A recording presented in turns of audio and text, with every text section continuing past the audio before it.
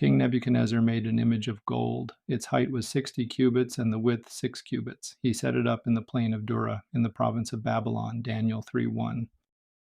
Following Daniel's revelation of the king's dream, which depicted 4 future world powers, Nebuchadnezzar resolved to erect an image symbolizing the glory of his own authority. He positioned the image in the plain of Dura, a location that may have been an enclosed valley or a walled area suitable for large public gatherings. The structure measured approximately 90 feet in height and 9 feet in width, resulting in a notably slender form. During the dedication ceremony, Nebuchadnezzar commanded all people to pay homage and prostrate themselves before the image, Daniel 3:2-5. Anyone who refused to do so would be cast into a burning fiery furnace, Daniel 3:6. Under the threat of death, the populace complied with the king's command and prostrated themselves upon hearing the sound of musical instruments, Daniel 3:7.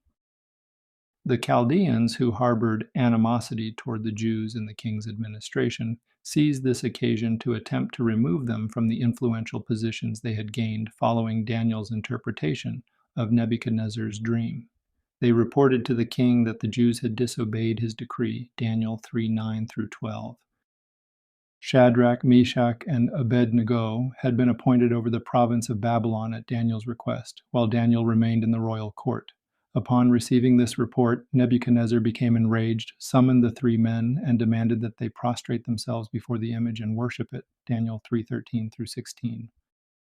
Shadrach, Meshach, and Abed-Nego informed the king that they would not prostrate themselves or pay homage to the image, regardless of whether their God delivered them from the fiery furnace, Daniel 3:16-18. Their refusal provoked Nebuchadnezzar to such intense anger that his expression changed. In his fury, he ordered the furnace to be heated 7 times hotter and commanded his strongest men to cast the 3 fully clothed into the fire. The king's haste resulted in the destruction of some of his own men of valor, Daniel 3:19-23.